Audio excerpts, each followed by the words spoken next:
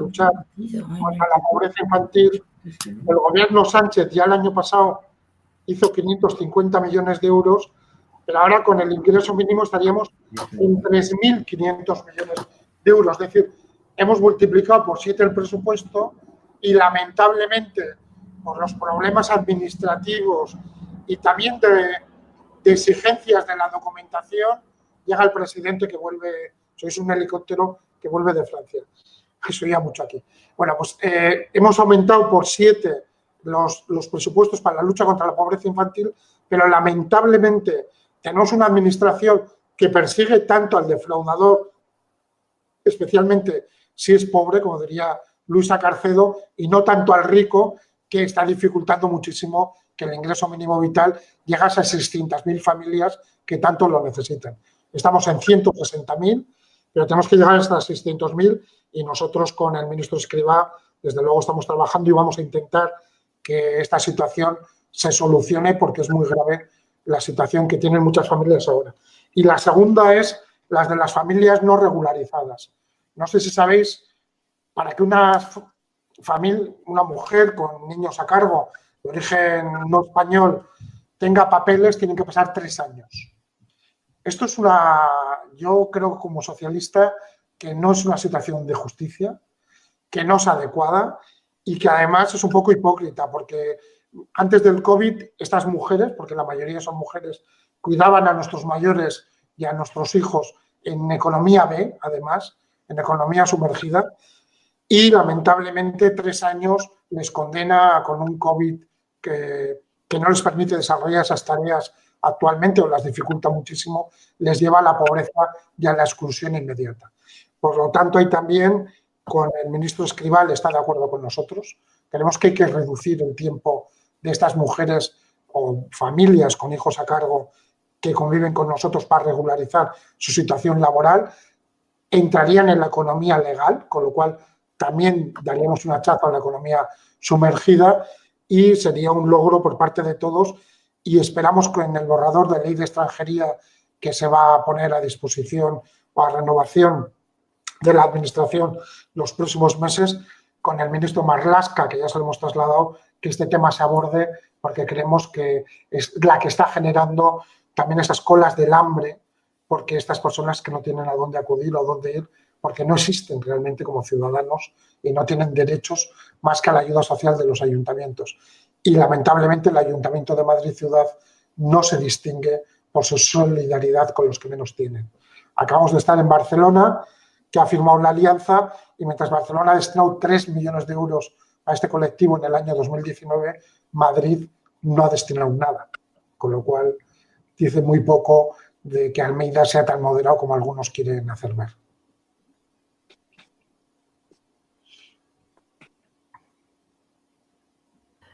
Perdón, que no lo había dado. Bueno, ha pedido la palabra Chema. De momento. Chema, cuando quieras. Sí. Bueno, buenas tardes, Ernesto. Y en primer lugar, agradecerte la exposición que has hecho, que yo creo que es una asignatura que tenemos pendiente. Y antes, seguramente decirte que en algún momento tú y yo nos hemos conocido, lo que pasa es que no nos reconocemos. Porque tú debías tener 30 y algo de años y yo 40 y bastantes. En San Sebastián en el año 1996, creo recordar, y de lo que sí me acuerdo es de que Odón me dijo que tenía un concejal que era, como yo, licenciado en Geografía e Historia, con lo cual, pues intuyo que debías ser tú. Sí, era yo. Lo que pasa es que con el tiempo que ha pasado no tengo conciencia. Bueno, yo entré de concejal el año que asesinaron a Gregorio Ordóñez y todas estas cosas. Sí. Y tuvimos a Jaime Mayor Oleja de candidato contra Odón, pero gobernamos nosotros en una alianza con PNV y con EA, que es que sí. el País Vasco ha sido muy complicado siempre. Sí, recuerdo que era una situación bastante complicada. Claro, yo soy del mismo colegio que Odón, nos llevamos unos años. Yo tengo 57, tampoco soy tan joven, pero somos del mismo colegio y yo era el más joven de los concejales que tenía. Y efectivamente decidió que fuera concejal de juventud, que bueno, cooperación internacional, que también la solidaridad internacional es un tema importante y fue seña de identidad del Partido Socialista en esa época y de tolerancia, que ahí es donde entró todos los movimientos sociales y la igualdad, de todo el movimiento gay, donde por eso fui el primer político español que salí del armario. Me adelanté un poquito a Pedro y a otros que eran amigos, pero ellos no quisieron dar el paso en ese momento y Pedro me llamó para que saliera yo el primero, pero bueno, pues estaba más fuera que dentro y efectivamente me tocó unos años muy bonitos con temas muy importantes, pero también me tocaron los presos políticos de ETA, ¿eh? Y eso era complicadísimo. Así que ahí aprendí mucho y la vida municipal me lo ha dado casi todo. Y sí, encantado de lo que aprendí y de la geografía, ¿eh? Que me sigue apasionando la geografía. Que nos ha venido muy bien a algunos. Sí. No, yo simplemente darte, bueno, o plantearte un elemento que me parece importante y que a veces nos fijamos más en el escaparate que en los problemas que hay en el almacén.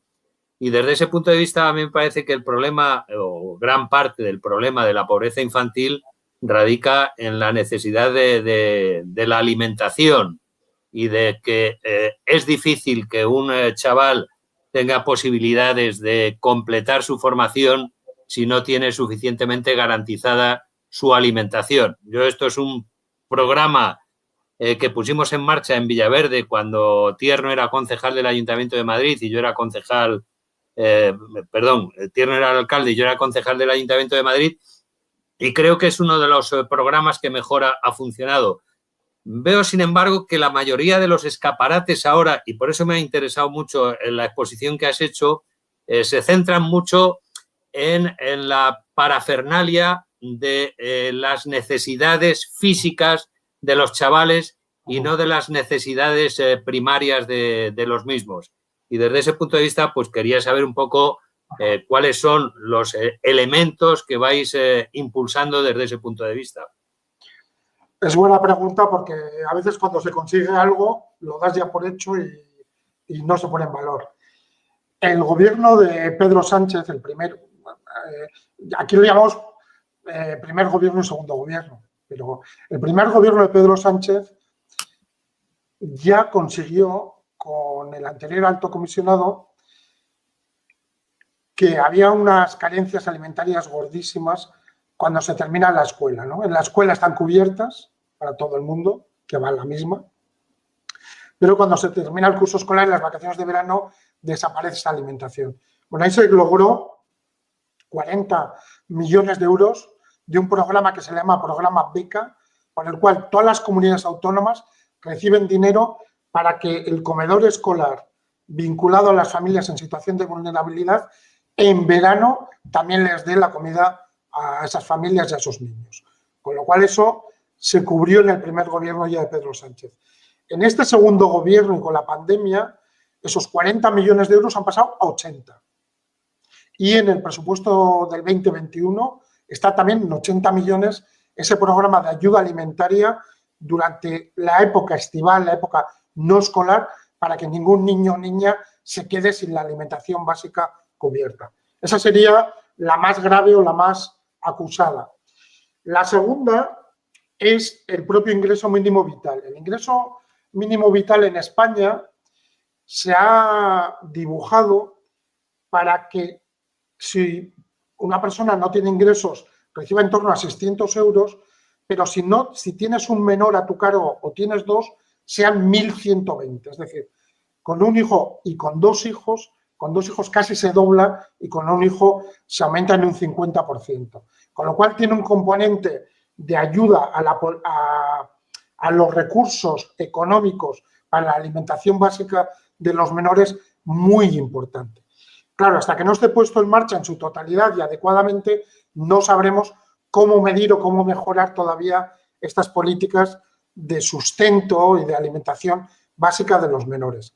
También es cierto que las organizaciones y las fundaciones, de ahí también nuestro trabajo, están en este momento. Cruz Roja tiene un programa espectacular de merienda con estudios para estos niños de infancia vulnerable. Creo que atienden a 10.000 niños todos los días en España, en el conjunto de España. Con lo cual, es una tarea también donde el papel de las organizaciones con subvenciones, ayudas y donativos es muy significativo. Bueno, creemos que ese ingreso vital va a ser clave. Creemos que el Fondo Social Europeo, con ese 5% por primera vez en la historia, pero también lo distribuyen las comunidades autónomas, tiene que ir claramente a garantizar esta alimentación de los menores y a partir de ahí nosotros desde el Alto Comisionado creemos que una vez cubiertas estas necesidades, también en vivienda vamos a intentar hacer algo con el Plan Nacional de Vivienda, pero una vez cubierto esto, la educación es fundamental porque esos niños y niñas, si tienen talento y posibilidades, tienen que poder formarse, tener un buen oficio, tener un buen aprendizaje o tener una buena licenciatura para garantizarles un porvenir. Y esa es la apuesta de romper este círculo de pobreza que tanto está enquistado en España. Isa o José, cualquiera de los dos que estáis ahí juntos. Sí, afortunadamente. Yo quisiera hacerte una pregunta, verás, nosotros llevamos ya 8 meses viviendo en una zona rural, en el pueblo. Nos vinimos en junio huyendo de cuando ya pudimos salir, huyendo de la pandemia, etcétera. Y quisiera saber si tenéis datos de la diferencia que hay en esa pobreza infantil o la pobreza familiar, que está muy ligada una cosa a otra.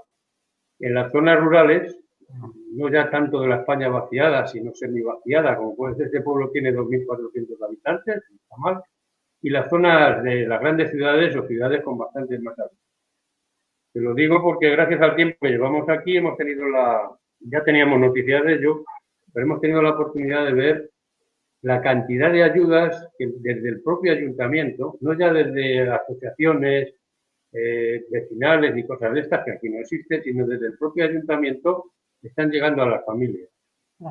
Como decía Chema, lo primero que están cubriendo son las necesidades alimenticias que tienen y luego a través del AMPA, de los colegios y del instituto, sobre todo, están dotando a todos los chavales sobre todo durante la primera pandemia lo hicieron, a través de Protección Civil, de dotarles de tablets y ordenadores para que pudieran tener ese acceso. Además, incluso, fíjate, algo que me ha llamado mucho la atención ahora, cuando han abierto durante este invierno los colegios, como tenían que tener abiertos y aireados, el propio ayuntamiento se ha encargado de llevar mantas para dárselas a los niños que no tenían ese acceso. No tenían ese material, no tenían esas posibilidades, porque existe la pobreza. Pero, sin embargo, yo tengo la sensación de que las ayudas las ayudas están mucho más personalizadas en los entornos pequeños, en los sitios rurales que en las grandes capitales, sobre todo en Madrid, donde eso se debe disipar muchísimo y es difícil llegar a ello. Pero aquí me ha llamado mucho la atención el Ayuntamiento Socialista, afortunadamente parto de esa base y se trabaja mucho en ese sentido, el alcalde que tenemos. Quería saber si, concretando y perdonar porque me extienda, si tenéis noticia o cómo valoráis esas diferencias que pueden existir. Gracias. Es una pregunta muy interesante y que tiene mucho contenido, ¿eh? Bueno, hay un mapa de pobreza en España. Sí que el Alto Comisionado tiene un mapa, no lo he puesto hoy, pero está en nuestra página web, si alguien quiere entrar. Y es verdad que la desigualdad en España no es igual en todos los territorios ni en todos los sitios. El norte de España está mejor que el sur de España. El sur de España tiene una desigualdad mucho más acusada. Hay mucha pobreza en el ámbito rural en el sur, pero sur también en Levante, Murcia o Extremadura o la provincia de Jaén, de Granada o de Jaén. Y hay menos en el norte, porque también, primero, en algunas zonas de Castilla y León no hay tantos niños ni jóvenes, pero es que además en el norte algunas comunidades y ayuntamientos han hecho políticas sociales más avanzadas. En el País Vasco hay una renta, y en Navarra, renta de garantía de ingresos de cerca de 1.000 euros mensuales desde hace 3 o 4 años, con lo cual realmente hay pobreza y hay desigualdad, pero los índices son menores. Se concentra en las grandes ciudades, como he dicho, y se concentra también en el mundo urbano o en el mundo rural, donde el abandono escolar es muy alto también, pues porque hay huertas o productos o se trabaja en el campo para sacar un dinerito complementario para las familias. Los ayuntamientos están haciendo mucha labor porque en España, desde la época de los socialistas, ya de la época de Felipe González, se empezó a hablar de los servicios sociales a nivel local. Y esas ventanillas de servicios sociales a nivel local son las verdaderas agencias de comunicación con la sociedad vulnerada, con las familias que entran en crisis y las que les ofrecen todas las gamas de posibilidades o de ayudas existentes, como tú decías. Pero parte de esos recursos de los ayuntamientos vienen de que el gobierno de Pedro Sánchez destinó al inicio del confinamiento 400 millones de euros para los ayuntamientos, para las políticas sociales. Y también destinó cerca de 2.000 millones también para la educación y la asistencia de actividades extraescolares. Es decir, sí que es verdad que lo han hecho los ayuntamientos porque son los que están ahí, los que tienen los recursos humanos y la posibilidad de hacerlo, pero ha sido porque el gobierno socialista, el gobierno de Pedro Sánchez, ha puesto dinero a disposición de los ayuntamientos, que ellos también han reforzado, evidentemente, si es un alcalde socialista o alcaldesa, con más motivo, pero son también con recursos públicos de todo el Estado, que eso a veces no se explica. La siguiente cuestión que has tratado, que es importante. En la Alianza, nosotros queremos trabajar lo que se llama una tarjeta social básica. Bueno, en su época hubo tarjetas de mayores de 65 años de no sé qué, tarjetas de no sé cuántos. Algunos ayuntamientos lo han hecho y algunas ONGs. Lo tiene Barcelona, pero la mayoría no. Y nosotros lo queremos extender en toda España. Esta es una tarjeta social básica que permitiría que el que tiene la tarjeta se podría analizar sus cambios, si está en el mercado laboral, si está en el desempleo, si está en un ERTE, si no tiene ingresos, etcétera. Y los ayuntamientos, que son los que lo tienen que otorgar, deciden qué dinero le ponen a esa tarjeta, 300, 400 o 500 euros, para que esas personas y esas familias puedan ir a comprar al Carrefour de turno, al Lidl de turno o al comercio de barrio de turno y adquirir los alimentos como cualquier otra persona pagando con esa tarjeta. Esto evita el estigma de esas familias, evita la humillación de esas colas del hambre, pero además ayuda a tener un conocimiento real de qué alimentos se precisan, de cuándo hay mayor demanda de estas tarjetas o de cómo paliar esa alimentación básica que Chema decía anteriormente, imprescindible para cualquier persona y más para los más jóvenes. Y con las tablets. Con las tablets también se repartieron desde ayuntamientos, ONGs y comunidades autónomas, pero porque el gobierno de España compró muchísimas, o sea que no las repartía directamente. Ahí el Ministerio de Educación, bueno, nosotros conseguimos unas 10.000 teléfonos y tablets que se lo dimos a organizaciones para que las repartieran. Pero Educación también, el Ministerio de Isabel Cela consiguió muchas, no recuerdo ahora, pero varios, yo creo que 50.000 o algo así.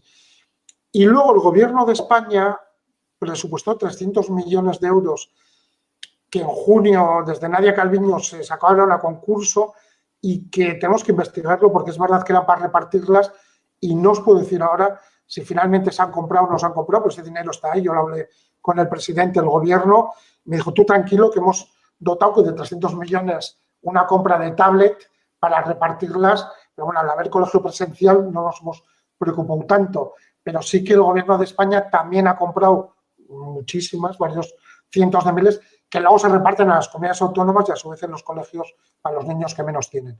Ahí si nosotros añadimos una cláusula para que se repartiera en localidades pequeñas o medianas donde el índice de pobreza infantil fuera más alto. Pero bueno, no sé ahora cómo está, os pido disculpas, pero sí que esas tareas son imprescindibles, lo hacen los ayuntamientos, pero muchas veces con recursos del Estado. Gracias, Ernesto. A ver, como no veo ninguna manita, voy a intervenir yo y mientras tanto que haya algún compañero o compañera que se piense alguna cuestión. Mira, ya hay por ahí más manitas, pero ahora te esperas, Mariajo. Bueno, a ver, empiezo por el final, para terminar con la pregunta. ¿vale? En relación con la distribución que habéis estado comentando, tanto del Ayuntamiento de Ladrada, ¿no?, como Ernesto, de otros ayuntamientos y entidades, lo que hasta donde yo conozco y como podéis imaginar, pues lo conozco parte, hay entidades que también no solo han recibido, esto es un poco por ampliar la información, no solamente han recibido por parte del gobierno, que sí, que se ha recibido también, pero ha habido empresas privadas que directamente han facilitado tanto líneas telefónicas como tabletas y han sido distribuidas a niños a través de los proyectos, en el caso de las entidades, de las ONGs, a través de los proyectos que estaban llevando a cabo. La segunda cosa que quería comentar es en relación a, y no es por desdecir, o sea, que además estoy muy orgullosa de ello, de que el gobierno haya inyectado ahora y anteriormente también inyectara, porque además es necesario. Pero si recordáis, le digo a los compañeros, en una de las intervenciones de uno de estos lunes atrás que tuvimos, que hablamos también de los servicios sociales, bien, no, de los servicios sociales no, los presupuestos que nos presentó Rafa.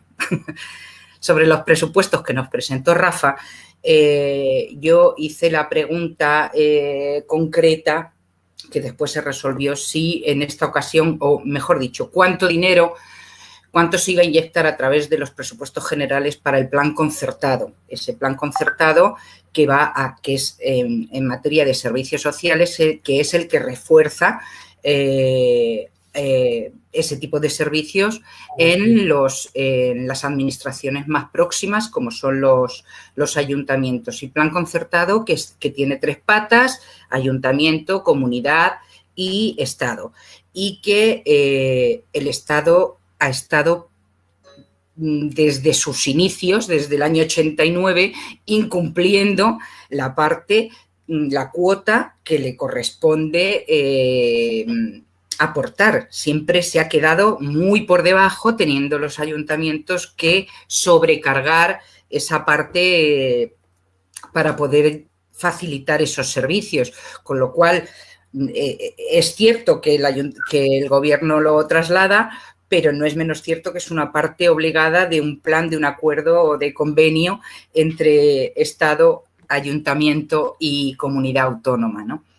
Y ahora va la pregunta, que yo creo que más de un compañero y compañera se le habrá pasado, porque es algo que creo que es vergonzoso, realmente vergonzoso.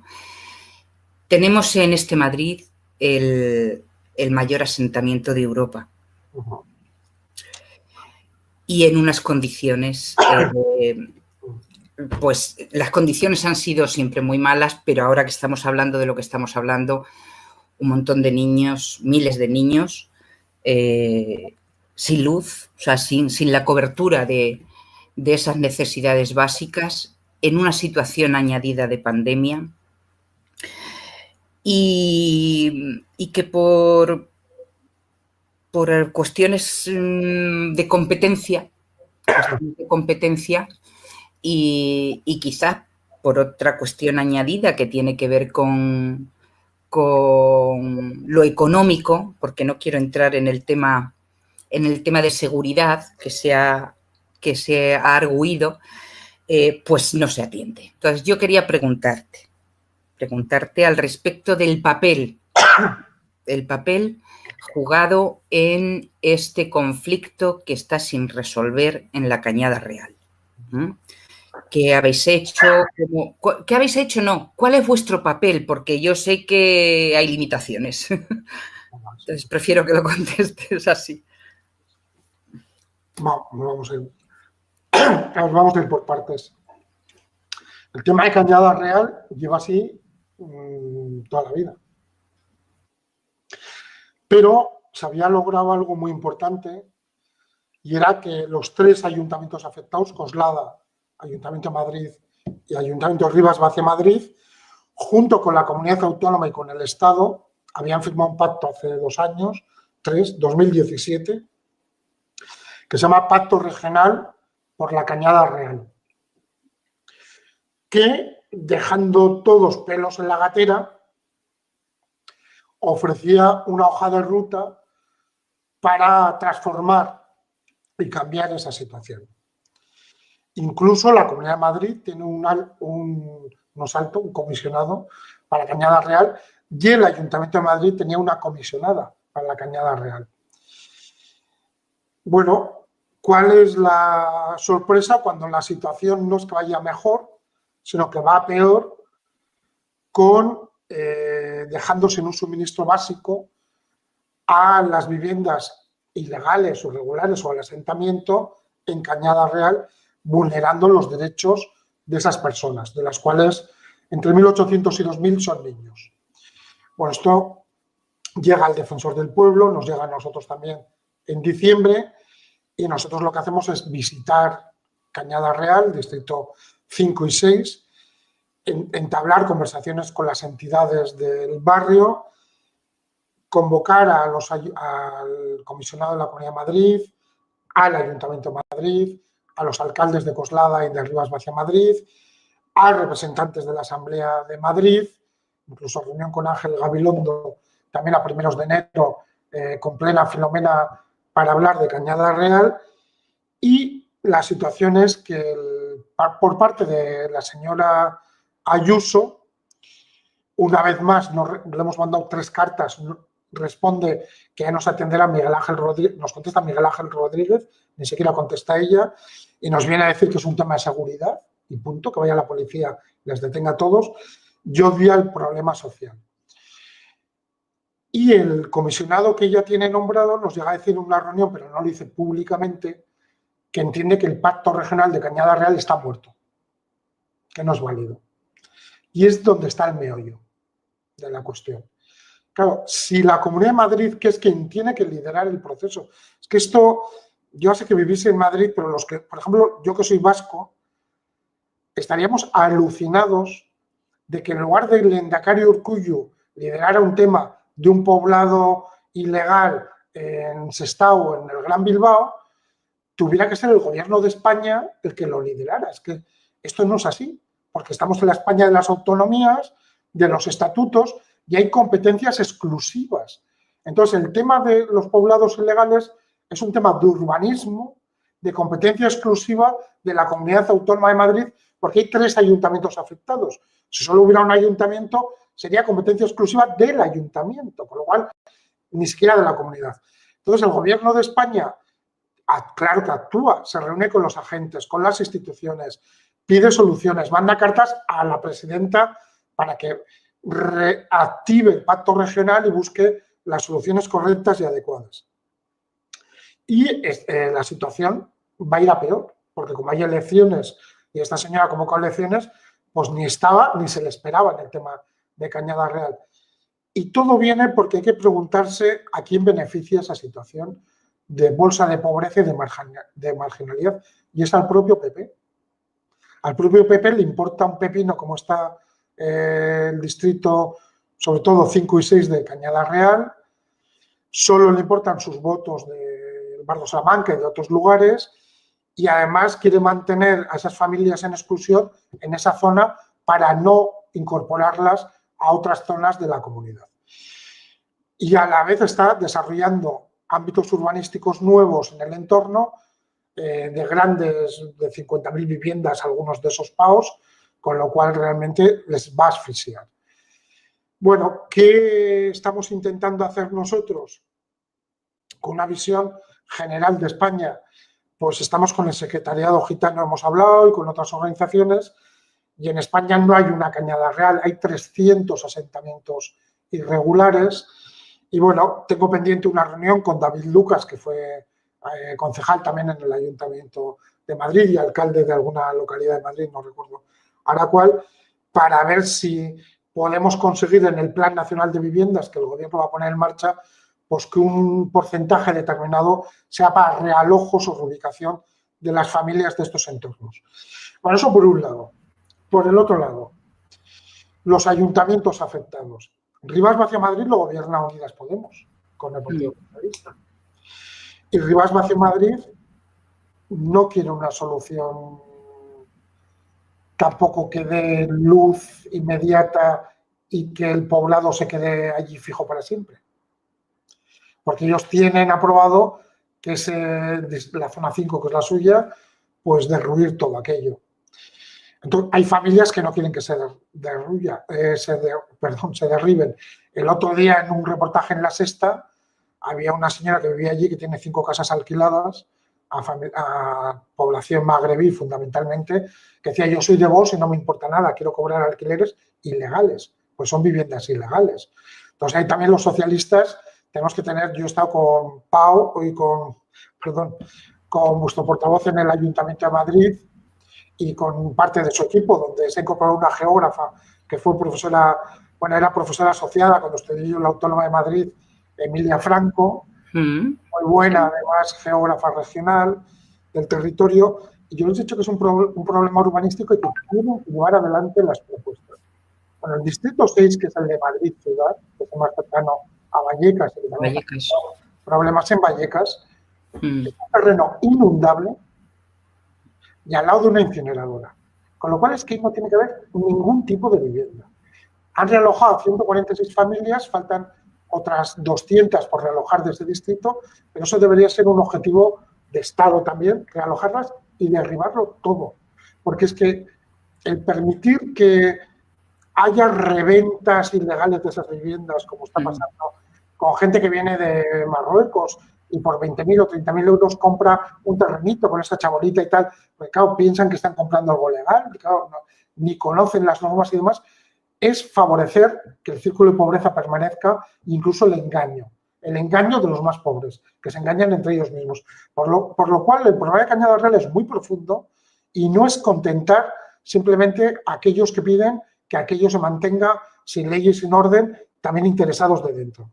Lo que hay que hacer es apostar por la ley y el orden y a una política de izquierdas de verdad y conseguir que en la zona 6, desde luego, cuanto antes vuelva a tener valores ecológicos y en la zona 5 ir de la mano del ayuntamiento, lo que hemos dicho antes, de los servicios sociales. Con Rivas Vacia Madrid, trabajar. Yo les he propuesto a todos ellos, y no me parece, al alcalde de Rivas, a nuestra compañera, no les parecía mal, y si ahora Gabilondo consiguiera ser presidente de la comunidad, lo debería hacer, montar una oficina de gestión urbanística en Cañada Real con asistentes sociales también. Porque hay que negociar con cada una de esas familias que el realojo les beneficia. Que seguir viviendo allí sin un buen suministro eléctrico, sin un buen suministro de aguas, aunque ellos han hecho sus chapuzas y subsisten mejor de lo que pensamos a veces, porque si no sería imposible vivir allí, esa no es la solución. Y la solución sí pasa por unas viviendas dignas, con una integración social, con esas tarjetas que decía sociales básicas en otros lugares y en otras ubicaciones. No es fácil, pero bueno, creo que solo de la mano de una buena gestión urbanística y con un contenido social claro se puede solucionar. Pero sí estamos, desde luego, lo peor es lo que hace Ayuso, que no hace absolutamente nada, se lava las manos como Poncio Pilatos y no sé si eso es socialismo, libertad o comunismo, porque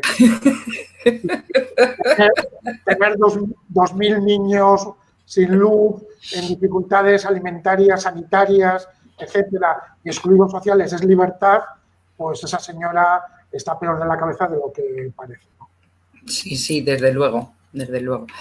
Bueno, te diré que el otro candidato ahora, como ya no está, bueno, está todavía en el gobierno, seré suave, pero el otro candidato que va a la Comunidad de Madrid, parte de su equipo sí se ha reunido con nosotros y hay buena relación, pero él no se ha reunido nunca porque no tenía tiempo. Y en Cañada Real, que también podía haber liderado procesos, tampoco lo ha hecho porque solo quería nacionalizar la empresa. No se le ocurría nada más. Ya. Bueno, es que a veces se junta el hambre y las ganas de comer. Sí, sí, sí, desde luego, desde luego. Por cierto, antes de dar la palabra, tengo 2 palabras pedidas, ¿sí? Y antes quería comentar que se me ha olvidado. Esa tarjeta con ese funcionamiento lo llevó esta agrupación al Ayuntamiento de Madrid y no se ha movido. No sé, lo sé. A ver, esa nosotros no podemos obligar a... No, claro que no. Vamos a definir como una recomendación. Claro. Una recomendación básica para luchar contra la pobreza infantil y una buena práctica. Entonces, para eso necesitamos también que las entidades financieras estén de acuerdo con los fondos. Sí, sí, sí. Pero si logramos que, como los tenemos en la alianza, esa tarjeta en 3-4 meses sea pública y la pongamos a disposición de los ayuntamientos que quieran, también será un elemento político importante para que los que digan que no, pues se les pueda dar un capón, por lo menos, ¿no? Claro, claro. Bueno, si es que esas tarjetas funcionan a otros niveles más pequeños, pero están funcionando. Ahí tú lo tienes que saber y por eso se había llevado la propuesta, porque algunos que lo conocemos, pues aprovechábamos para hacer. Bueno, Mariajo, tienes tú la palabra y después Manoli. Vale, muchas gracias. Bueno, primero, muchísimas gracias. La verdad es que el proyecto es, aparte de necesario, creo que ambicioso también, ¿no? Bueno, estamos hablando de ayudas, que evidentemente son necesarias y urgentes, porque esto no puede esperar. Pero todo este problema tiene una causa y un origen. Entonces, mi pregunta es, desde el comisionado, ¿cómo se puede trabajar en esa dirección, en la causa y el origen? Y se me ocurre que si nos has hablado de muchas entidades públicas y privadas que están en el proyecto, si, por ejemplo, la COE es sensible a este proyecto. La COE está en la alianza también, no la he citado, se me ha olvidado. Está la fundación que preside Fátima Báñez. Y te he de decir, ¡anda! la reunión con ella, yo pensaba que iba a ser horrorosa y fue encantadora la reunión y están por la labor de trabajar. Fíjate, esto es curioso, las empresas han entendido que tener una pobreza infantil permanente o tan alta perjudica el desarrollo económico de España. Y es curioso que a veces en la izquierda no lo hemos tenido tan claro, ¿eh? Pero bueno, ya digo que el presidente lo tiene clarísimo y vamos a hacer cosas. Coincido en que hay que analizar bien la causa y el origen para poder tener un buen diagnóstico y actuar. Hemos conseguido, bueno, con la Fundación La Caixa, primero se lo ofrecimos al BBVA. Nos dijeron que no, pero luego cuando el presidente lo presentó y dijo que era objetivo de Estado, empezaron a decir que sí, pero ya habíamos hablado con La Caixa y lo vamos a hacer con La Caixa. Entonces, la Fundación La Caixa va a hacer el primer estudio económico, con la visión económica de la banca, un poco lo que tú me preguntabas, de qué perjuicio supone para el desarrollo económico y social de un país como España tener estos índices de pobreza y tenerlos tan altos y durante tantos años. ¿Por qué? Porque igual la COE lo tiene claro, pero Rajoy no lo ha tenido claro nunca, Casado tampoco, la que hemos dicho, la señora Isabel Díaz Ayuso muchísimo menos, y para poderlo tener, para tapar muchas bocas, es bueno tener documentos hechos por analistas económicos de prestigio que les gustan tanto citar para otras cosas, para poder actuar y tomar medidas. Nosotros defendemos que la precariedad laboral ha empobrecido a una parte de la juventud española y dificulta el salir de la pobreza. A muchas mujeres que tienen hijos también, con lo cual evidentemente sí que en esa línea nosotros estamos y queremos que las causas son una sociedad muy individualista o con medidas sociales poco protectoras. Y que, bueno, eso hay que cambiarlo. Pero sí que estamos en ello y, bueno, esperamos ir dando noticias. El otro día, el Ministerio de Igualdad, por ejemplo, aprobó algo que nosotros presentamos un estudio de mujer y pobreza el día con Carmen Calvo, el pasado 5 de marzo, era viernes, en Fundación Telefónica, muy interesante, y nosotros pedíamos, bueno, yo pedí en las conclusiones medidas a favor de la conciliación familiar, sobre todo para la gente más vulnerable. Bueno, eso se aprobó el martes pasado, son 230 millones de euros que van a ser repartidos a las comunidades de ayuntamientos para, sobre todo en el mundo rural, además eran para las mujeres con menores ingresos y con 1 o 2 hijos a cargo, puedan tener ayudas para la conciliación familiar, bien para contratar cuidadoras o cuidadores o bien para tener jornadas partidas laborales y poder atender la vida laboral y familiar. Con lo cual, bueno, se están haciendo cosas. Otra cosa es que hay mucho por hacer y la desigualdad es muy creciente, no en España, en todo el mundo.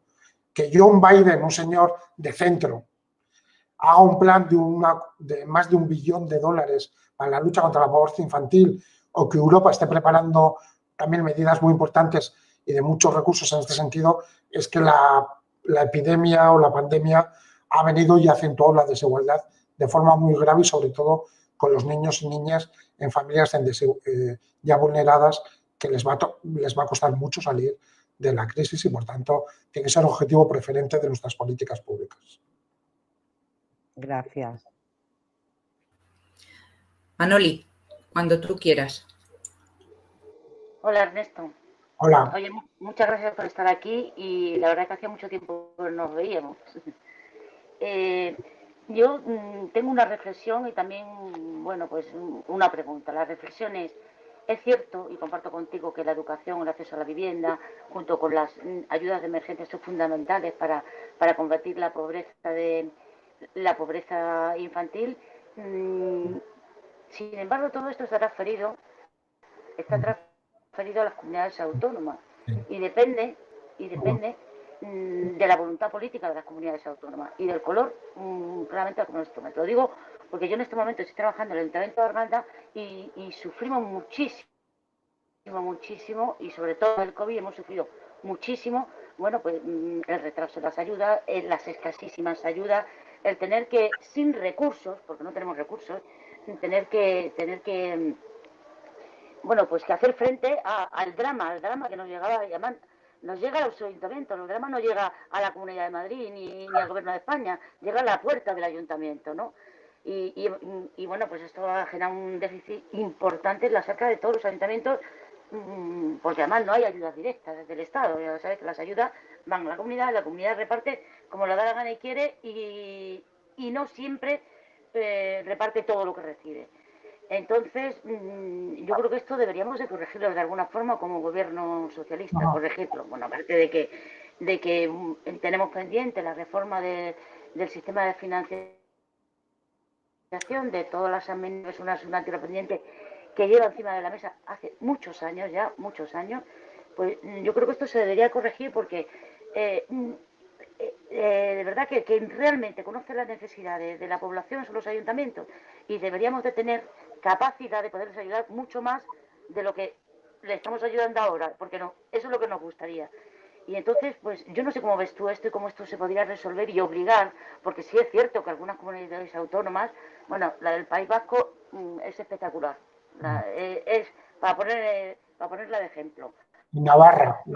Pero es que y Navarra es cierto también. Es una compañía. Sí, es cierto. Yo estuve trabajando en el País Vasco bastantes años y la verdad es que da gusto con los temas sociales allí.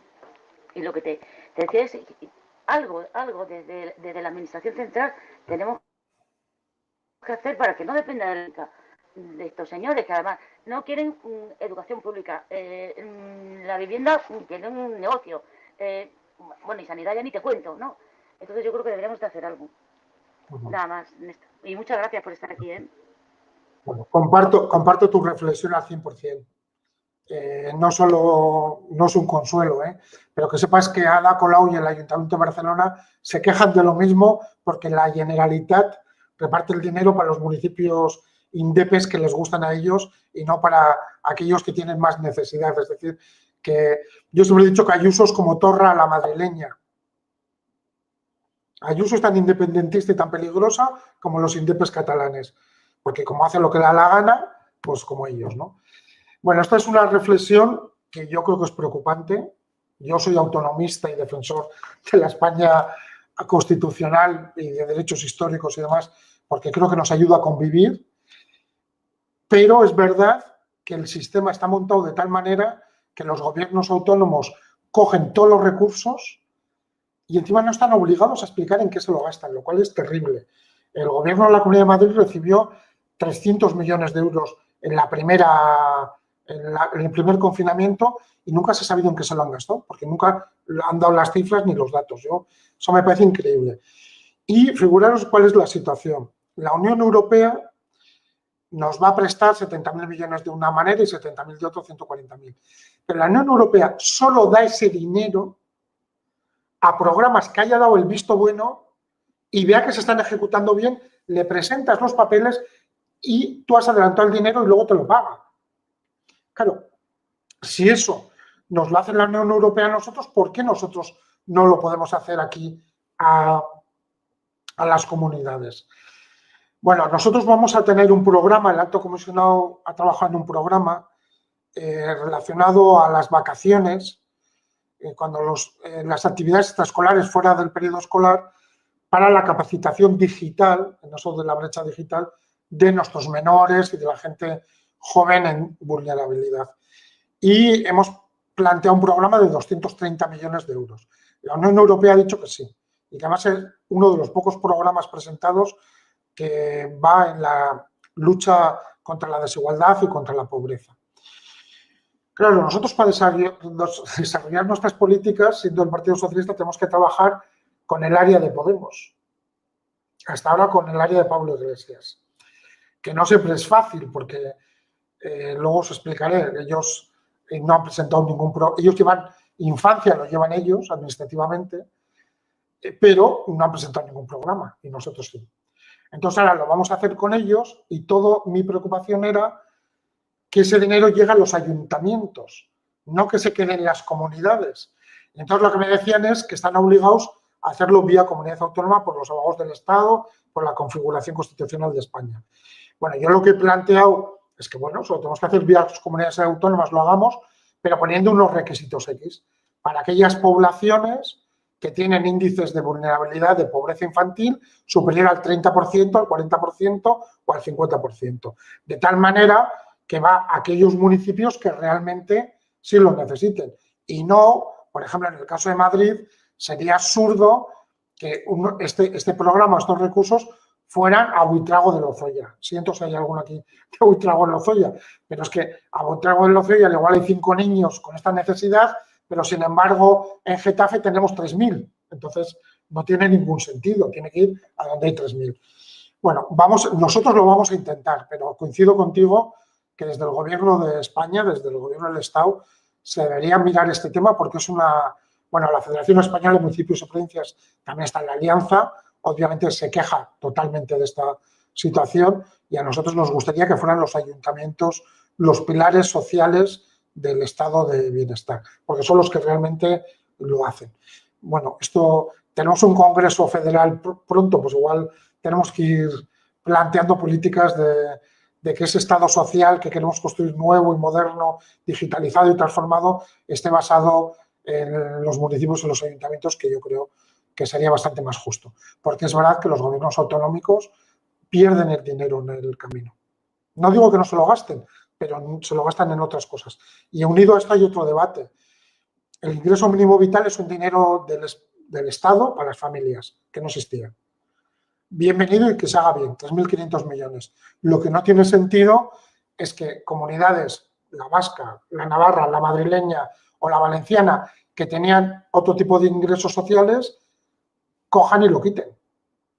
Lo que deberían hacer es ya eso que ya habían, que creían que era justo aportarlo a la sociedad para evitar las desigualdades, lo complementen o complementen el ingreso mínimo vital para otras necesidades fundamentales que existen y van a seguir existiendo. Ese es un debate político que creo que el PSOE tiene que hacer bandera.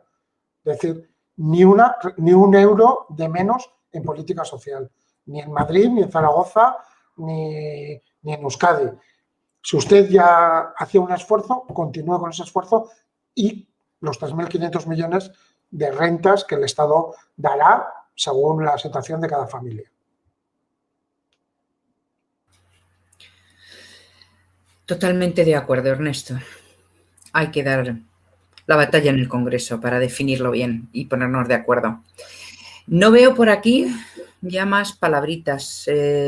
Si no hay más palabras, que además estamos en una hora estupenda, le daría la palabra a Rafa, que anda por ahí mirando para abajo. Conéctate tu micro para que pueda despedir a Ernesto y bueno, yo igualmente doy las gracias a todos y sobre todo a ti, Ernesto, porque a los demás compañeros y compañeras las veo más a menudo. Perdonadlo de mirando para abajo, pero es que ando con los dos móviles un poco liado con un tema de interior.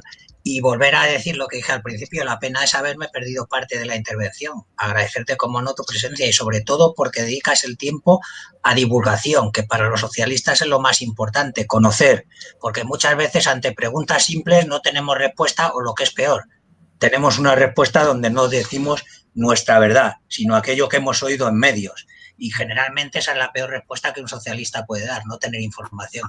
Muchas gracias. Y esto no te libra de que te volvamos a emplazar otro día, ¿eh? No te creas que ya has aprobado por curso.